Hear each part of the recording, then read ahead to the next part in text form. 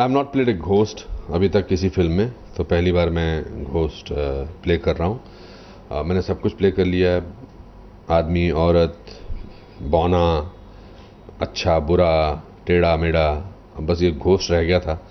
तो पहली बार घोस्ट है, और घोस्ट भी अच्छा है, फ़नी है, हंसाता है, डराता नहीं है, तो अच्छे घोस्ट हैं। It's a good looking ghost with my teeth coming out, और मतलब इतना हैंडसम घोस्ट आपने आज तक नहीं देखा होगा।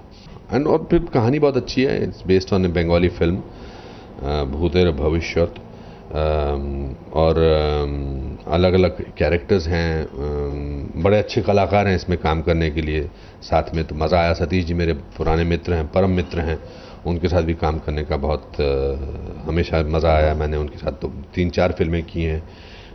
It was great working in this film. नहीं, मैंने ओरिजिनल फिल्म नहीं देखी, यहाँ पर आई नहीं, यहाँ लगी नहीं, और डीवीडी मुझे किसी ने दिया नहीं। और दूसरी बात, जब मुझे पता लग जाता है कि मैं कोई ओरिजिनल फिल्म की रीमेक कर रहा हूँ, तो मैं कोशिश करता हूँ मैं उसको ना देखूँ, बिकॉज कहीं ना कहीं आपके जहन में जो उस ओरिजिनल एक्टर ने काम किया होता है उसकी छाप रह जाती है। And I want to approach a role completely differently, so that's why I think it's a good thing, but now I will see the film. कभी रोल्स अच्छे लगते हैं, कभी दोस्त अच्छे होते हैं उनके लिए करना होता है, कभी पैसा अच्छा होता है, कभी कुछ करने के नहीं होता, तो चलो फिल्म कर लेते हैं। मेरे को लगता है कि लाइफ में 80% मोनोटनी होती है, 20% एक्साइटमेंट होती है।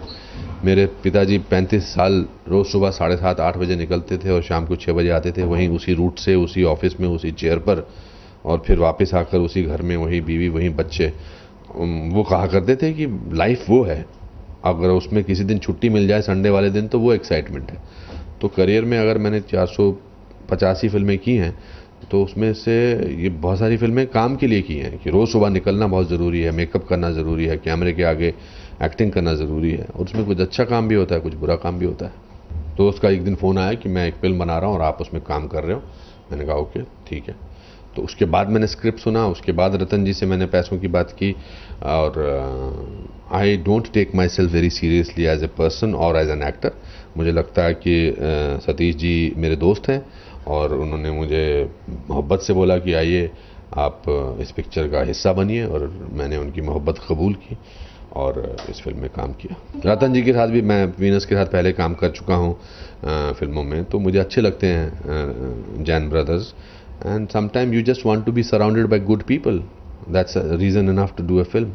मैं तो जब भी सतीश को देखता था तो डर जाता था, तो फिर मुझे भूत से डर नहीं लगता था, तो वो अपने आप में एक उपलब्धि थी।